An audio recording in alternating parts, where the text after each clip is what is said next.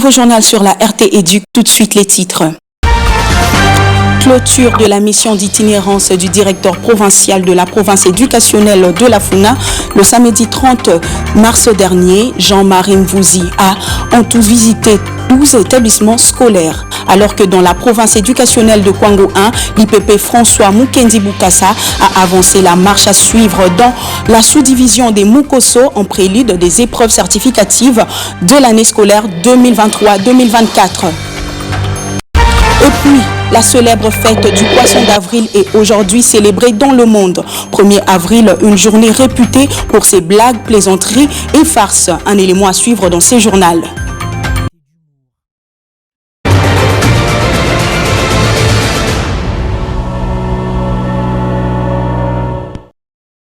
Bienvenue à tous. La mission d'itinérance s'est clôturée dans la province éducationnelle de la Funa. Le samedi 30 mars 2024, le prophète Jean-Marie Mvouzi s'est rendu dans la sous-division de Ngiringiri 2 où il a au total inspecté 12 écoles. Les précisions d'Anthony Chamba. Le plus long voyage du monde ne commence que par un premier pas. En tout cas, le prophète de la Funa, Jean-Marie Mvouzi Mbemba, était l'homme le plus heureux de la terre lorsqu'il a marqué le dernier pas, le week-end dernier de sa longue itinérance, qu'il a conduit à visiter les 12 sous-divisions de sa province éducationnelle. C'est à la sous-division de Ngiringiri 2 que Jean-Marie Mvouzi Mbemba a clos son itinérance.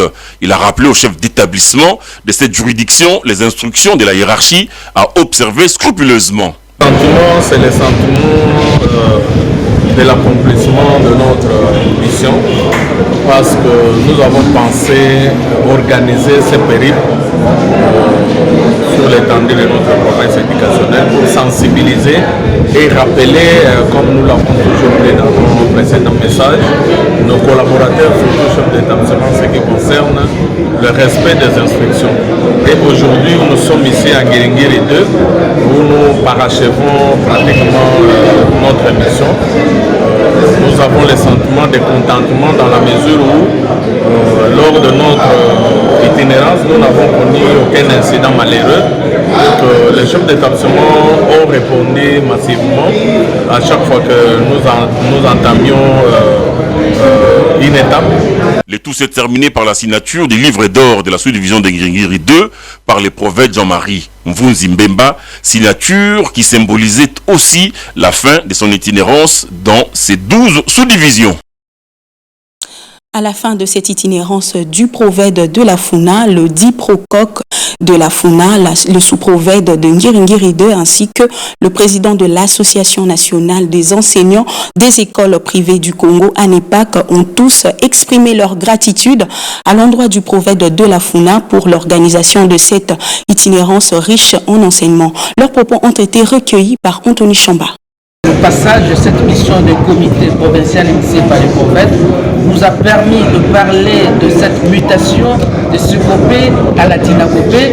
Nous avons parlé des contrôles physiques, nous avons également parlé de la beauté du site de Dinakopé, parce que ici le prophète a soulevé les problèmes des instructions. Il y a une option qui est réservée pour les instructions. Il y a aussi une option réservée pour la paye, pour les retraités, pour la géolocalisation. Nous en avons profité pour vulgariser, n'est-ce pas, les nouvelles missions de la Dinakopé. Mes impressions sont bonnes du fait que j'ai accueilli toutes les autorités de notre province, y compris les partenaires qui nous ont accompagnés pour nous la vie de leur présence et du contenu des messages qui sont apportés à nos chefs d'établissement. Nous sommes vraiment fidèles aux exigences de la hiérarchie et aux instructions officielles grâce à notre travail quotidien. Nous le faisons bien et nous allons continuer toujours à le faire pour satisfaire aux exigences de notre Nous-mêmes, nous avons été à l'itinérance avec le prophète sur les 12 sous-divisions qui composent la province éducationnelle de Funa. Alors nos impressions sont tellement bonnes et surtout que nous avons vu que le gouvernement, à travers les différentes divisions, provinces, tout ça, et ça prend des choses au sérieux, de manière que le prophète veut à tout prix voir l'applicabilité des les instructions. Alors les partenaires se sentent à l'aise, surtout qu'ils respectent les consignes du ministre qui, il reste pour nous, à ce qui nous concerne, nous les privés, vous savez que nous avons été à la table ronde avec son Excellence et partout, dans tous les parcours, le prophète ne fait que faire respecter les instructions et les différentes recommandations. Après le territoire de Féchi, l'inspecteur principal provincial de Kwango 1, François Mukendi Bukassa, a poursuivi son itinérance dans le Kwango profond, dans le pool des Maziamou, dans la sous-division des Mukoso, l'IPP. François Mukendi Bukassa s'y est rendu pour donner les instructions à respecter en vue d'une bonne tenue de différentes épreuves certificatives 2023-2024 dans l'ENAFEP, le TENASOSPE et l'examen d'État. Suivez.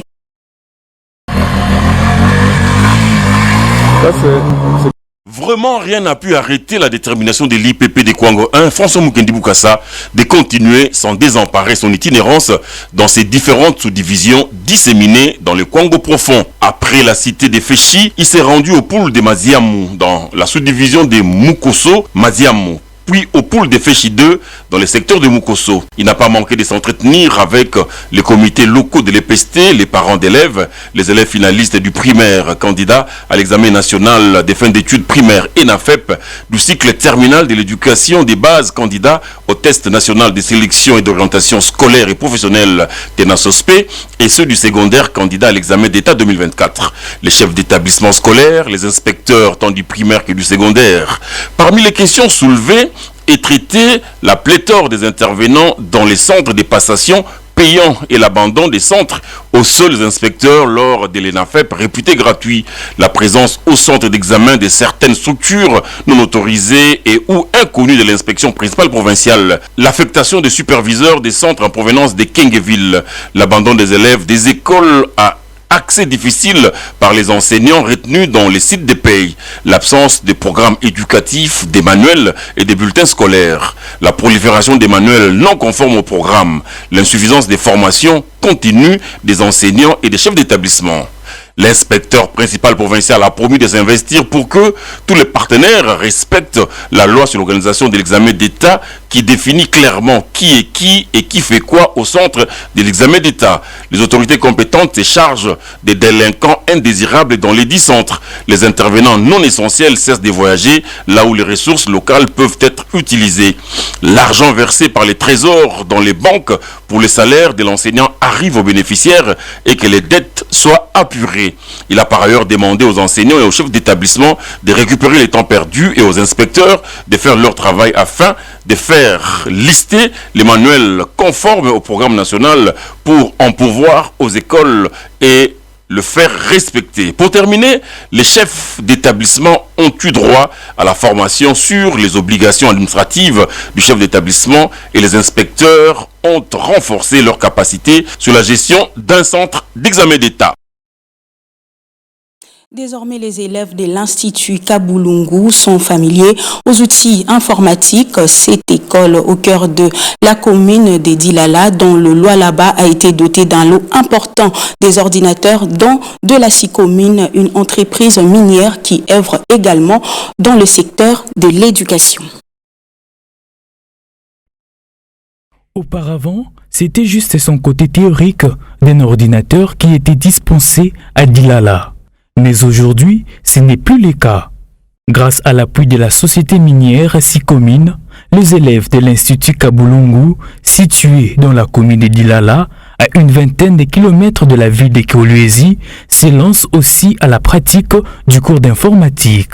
C'est un ouf de soulagement pour ces écoliers et écolières pour qui l'usage des ordinateurs pendant le cours d'informatique n'était un mythe.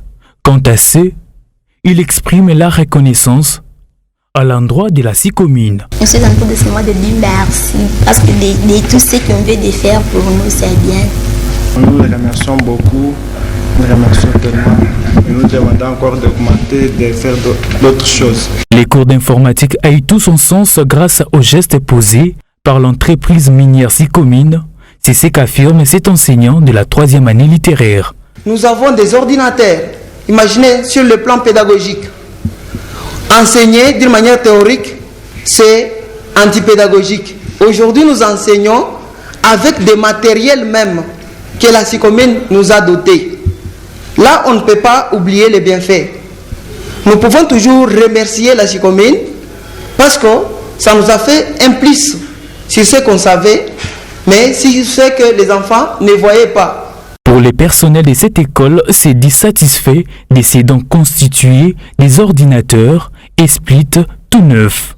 Ils sont aussi fiers de cette étroite coopération qui règne entre la société SICOMIN et les communautés. Il y a toujours les entreprises minières qui nous entourent, mais c'est seulement la SICOMIN qui respecte les engagements avec les communautés en nous dotant les infrastructures. Nous disons sincèrement merci qu'ils viennent encore ou bien qu'ils poussent encore aux autres sociétés de venir réaliser ce qu'ils ont promis à la communauté, et nous disons sincèrement grand merci. Chaque fois c'était notre rêve, aujourd'hui le rêve est devenu réalité. Pour rappel, l'entreprise SICOMIN est l'une des rares sociétés minières basées dans la province de Lualaba qui respectent leur cahier des charges, mais également restent à l'écoute des préoccupations des communautés locales.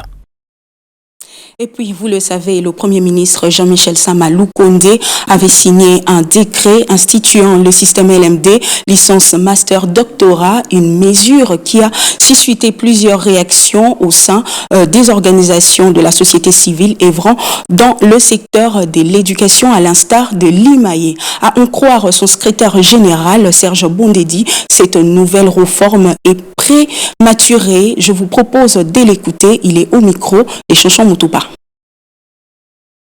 Dans la gouvernance éducative, c'est un peu comme les sports d'équipe.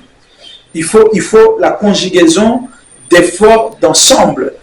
Dans la gouvernance éducative, on n'a pas besoin de voir quel est le ministre qui marque beaucoup plus de buts que les autres. Non, malheureusement, c'est ce que nous constatons dans la gouvernance éducative en République démocratique du Congo. L'ESI veut montrer qu'il est fort, qu'il peut mettre les LMD. Non. Le LMD fait partie effectivement des réformes préconisées par la stratégie sectorielle de l'éducation et de la formation. Mais il faut voir le positionnement de cette réforme. C'est parmi les dernières réformes, c'est-à-dire tout doit cheminer suivant une logique. Il y a eu un diagnostic du système éducatif et on a proposé des réformes. On a sélectionné à travers plusieurs revues conjointes plutôt, les réformes prioritaires en termes de 10. Après, il y a eu la dernière revue conjointe qui a préconisé, je crois, les 3. Il faut donc partir de la première réforme jusqu'à la dernière. Ce qui se fait actuellement, c'est comme si quelqu'un qui veut construire une maison, en commençant par la toiture et la charpente, ça va s'appuyer sur quoi? Ça va s'écrouler. Donc, il faut qu'il y ait la cohérence, il faut qu'il y ait une action commune, parce qu'il s'agit du système. Un système, c'est un ensemble de compartiments où on trouve les différents sous-secteurs. Mais la manière dont le LMD est en train d'être implémenté en RDC, c'est un désastre. Pour preuve, les enseignants au niveau des établissements d'enseignement supérieur universitaire, pour beaucoup, se plaignent.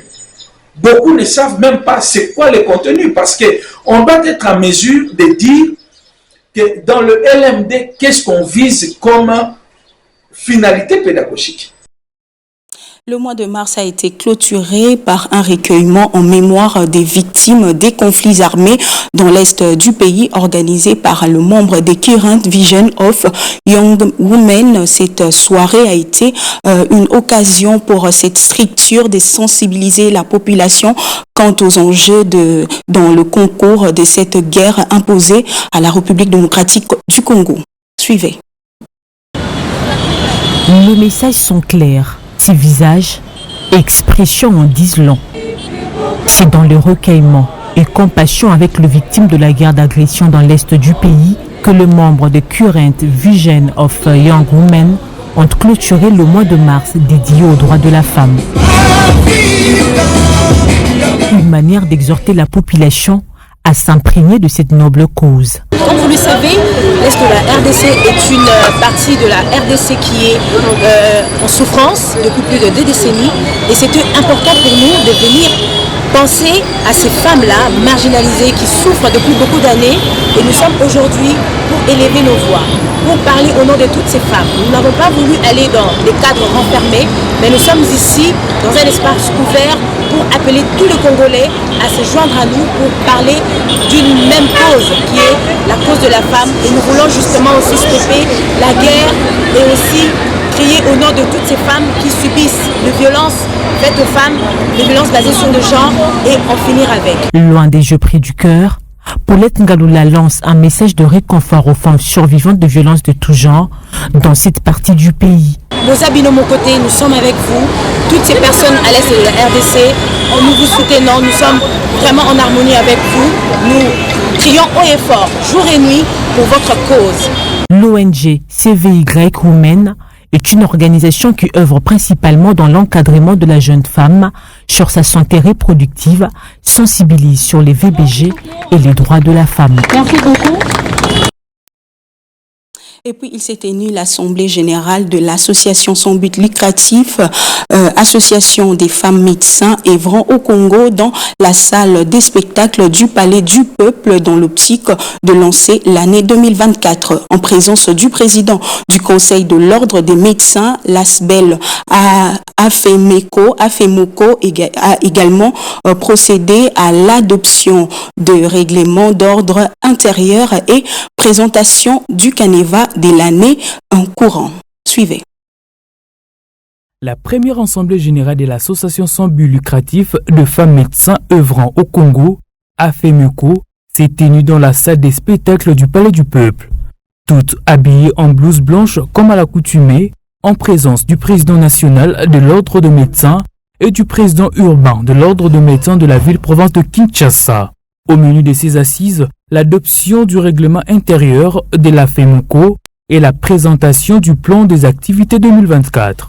En sa qualité du leader de l'ASBEL, Chantal Zé a remercié le président du Conseil de l'Ordre de médecins pour sa présence distinguée et a saisi l'occasion pour présenter quelques difficultés rencontrées durant sa première année de règne. Berthier Sandy, président du Conseil de l'Ordre de médecins, a salué vivement cette initiative et a émis les souhaits de voir cette association se répandre sur toute l'étendue du territoire national. Nous attendons justement les résolutions de cette Assemblée générale et ces décisions. Les femmes sont très organisées et nous apprécions vraiment cette dynamique parce que dans le domaine de la femme, il y a beaucoup d'opportunités ici en RDC actuellement. Et comme vous le savez d'ailleurs, aujourd'hui se tient une grande réunion qui concerne les femmes. Le level up, ce n'est qu'un aspect des opportunités qu'attendent les femmes. Et donc pour nous, nos femmes, les femmes médecins, doivent se préparer pour ces défis. Notons qu'une commission électorale est déjà mise sur pied pour l'organisation des prochaines élections au sein de la FEMUCO. L'organisation non gouvernementale Lueur d'Espoir a organisé en marge de la clôture du mois de mars une conférence dont le but était d'encourager les investissements en faveur de la femme avec comme thème investir en faveur de la femme, accélérer le rythme, ayant pour but de mettre la femme au centre de sujets de développement. L'ONG s'est assigné également la mission de promouvoir et protéger le droit des femmes victimes des violences sexuelles et autres atrocités. Regardez. Comme nous sommes de futures grandes femmes de valeur, investir en faveur de la femme, accélérer les rythmes, tel est le thème évoqué au cours d'une conférence animée le samedi 30 mars à l'occasion de la clôture du mois de la femme qu'a organisé l'ONG Lueur d'Espoir. Cette organisation, qui se donne comme objectif promouvoir et protéger les droits des femmes victimes de violences sexuelles et autres atrocités, explique sa coordonnatrice Cynthia Wina. On avait besoin d'évaluer certaines idées, notamment dans les domaines éducationnels, dans la santé reproductive, dans la lutte contre les violences faites à la femme, dans l'entrepreneuriat et tant d'autres. On a eu des intervenants qui ont accepté de nous soutenir et qui ont quand même fait des discours captivants. Cette conférence a connu la participation de plusieurs intervenants, parmi lesquels le ministre de la Jeunesse congolaise et initiation à la nouvelle citoyenneté Yves Bunkoulou. Au terme des échanges, 15 filles ont reçu leur brevet des participations à la formation gratuite make-up organisée en leur faveur. Une action saluée par le numéro 1 de la jeunesse nationale. J'ai exposé sur les différents avantages ou soit les différentes initiatives du gouvernement pour financer les femmes et notamment sur la question de l'éducation et entrée aux femmes et surtout aux jeunes. Donc je profite de cette occasion pour faire un appel à toutes les femmes congolaises et les jeunes à pouvoir participer massivement au programme de financement de projet Transform qui est destiné aux femmes et aux jeunes. Il est à signaler que l'ONG Lueur d'Espoir a été créée depuis 2021 et continue à travailler sans relâche pour contribuer au développement de la femme en République démocratique du Congo. Kinshasa a vibré samedi au rythme de Level Up Makutano au terme du business game organisé. À cette occasion, un projet d'entrepreneuriat féminin s'est distingué. Il s'agit d'une innovation qui porte sur la transformation de la patate douce en farine panifiable. Regardez. Après la mise au point de la farine des maniocs panifiables, il serait bientôt possible de compter avec la farine de la patate douce planifiable. Il s'agit d'un projet relevant du secteur de l'agroalimentaire qui a remporté le prix de l'innovation lors du Level Up 2024, ces rendez-vous économiques consacrés à l'entrepreneuriat féminin. Level Up du Forum Makutano 2024 a mis un accent particulier sur des projets ambitieux portés par des femmes entrepreneurs à travers un business gamme immersif où l'innovation est reine et le défi se transforme en opportunité créative. Après les assises de Level Up 2024, le regard sont en effet tournés vers l'équipe Farine Nature, celle qui ambitionne de transformer la farine de la patate douce en farine panifiable. Pour les experts en la matière, l'aboutissement du dit projet permettrait à la République démocratique du Congo de réduire son volume d'exportation du blé à l'international. Entre-temps, l'équipe gagnante du business game du Level Up du Forum Makutano a reçu une enveloppe symbolique de $3,000 américains pour implémenter le projet. Très beau projet. Je le disais en titre, loin d'être un jour férié, le 1er avril est célébré dans nombreux pays. Un jour pourtant considéré comme une occasion de tromper le plus crédible et de faire croire à des choses extravagantes. Alors quelle est l'histoire derrière cette journée? Je vous propose de suivre ce récit d'Awa Chibonga. Chaque 1er avril, l'on assiste au phénomène dit poisson d'avril, caractérisé par un trait quénard sous forme de duperie, teinté d'humour. L'origine du poisson d'avril demeure toutefois controversée. Beaucoup estiment que cette coutume remonte à la Fronde médiévale où le 25 mars était le jour de l'an jusqu'à ce que les calendriers juliens soient réformés en 1564 et remplacés par les calendriers grégoriens. Auparavant, les festivités du Nouvel An culminaient le 1er avril. Après l'adoption officielle du 1er janvier comme jour de l'an, ceux qui oubliaient d'échanger la date et continuaient à fêter le 1er avril étaient ridiculisés et qualifiés de poissons d'avril. Selon quelques historiens, la première référence précise provient d'un poème comique flamand de 1561 d'Edouard d'Eden dans lequel un noble envoie son serviteur de faire des courses ennuyeuses et fructueuses, d'où l'expression « course des fous ». À la fin de chaque strophe, le serviteur s'inquiète du fait que ce qu'on lui demande de faire n'est rien d'autre qu'une plaisanterie. On va clôturer ce journal avec cette page noire. La RT Éduc s'est réveillée sous une onde de choc ce matin en apprenant la mort d'un de ses chefs des divisions en la personne de Blaise Manzanza. L'assistant du directeur-chef des services a perdu la vie ce matin de suite d'un accident de circulation sur l'avenue du tourisme. Le temps qu'un programme soit établi, le deuil se tient dans la résidence des l'illustre disparu 6-3 avenue Maïndombe, référence Mimosa, arrêt pharmacie dans la commune de la Gombe. Je disais plutôt la commune de Ngaliema. Restez avec nous pour la revue de presse.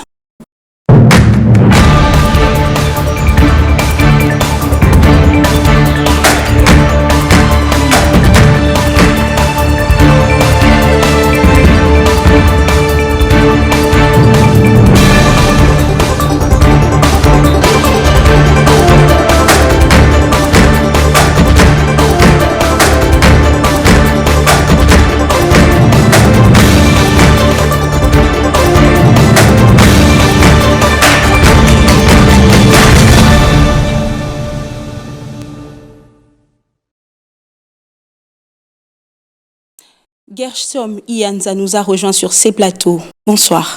Bonsoir et merci. On commence déjà cette revue de presse. Gershom, RDC, Félix Tshisekedi appelle à maintenir le cap dans des progrès réalisés dans la lutte contre la poliomyélite. Politique.cd. En effet, Stella Kitoko, c'était lors de la 131e réunion du Conseil des ministres où le président Félix Antoine Tshisekedi a salué les efforts portés par le gouvernement en collaboration avec l'ensemble des partenaires techniques dans la lutte contre la poliomyélite. Politico.cd fait savoir que la RDC a réalisé des progrès notables entre 2022 et 2023 dans la lutte contre la poliomyélite. Le nombre d'enfants présentant des cas de poliovirus a sensiblement diminué, passant de 528 à 244, ce qui traduit là une réduction de plus de 50%. Le chef de l'État a également réaffirmé sa volonté de faire de la santé des Congolais l'un des piliers de son second mandat, notamment en garantissant l'accès à tous aux services sociaux de base dans le domaine de la santé. Renchérit ce site d'information 7sur7.cd rapporte pour sa part que le président de la République a souhaité qu'une attention particulière soit portée sur les populations les plus vulnérables, notamment celles dans les zones en conflit dans l'est du pays. Très bonne nouvelle, Gershom. Passons à votre deuxième sujet. Panthère Noire, nouvelle opération du gouvernement pour lutter contre les banditismes et la criminalité. Titre d'actualité.cd. En effet, Stella Kitoko, le banditisme urbain monte en flèche en RDC devant ce fléau grandissant. Actualité.cd renseigne que le VPM de l'Intérieur, Sécurité et Affaires coutumières, Peter Kazadi, veut rétablir l'autorité de l'État. Dans sa note d'information présentée lors de la 131e réunion du Conseil des ministres, ce membre du gouvernement annonce le lancement imminent d'une nouvelle opération de grande envergure dénommée Panthère Noire pour lutter contre le banditisme et la criminalité dans certaines villes de la République démocratique du Congo, poursuit ce site d'information 7sur7.cd, révèle pour sa part que cette initiative, qui sera menée par la Légion nationale d'intervention en soutien aux unités territoriales, vise notamment à renforcer la sécurité publique et à faire face à la croissance des défis de l'insécurité. Je vous dis merci pour ces compléments d'information. C'est moi qui vous remercie, Stella. Fin de cette session d'information. Merci de l'avoir suivi.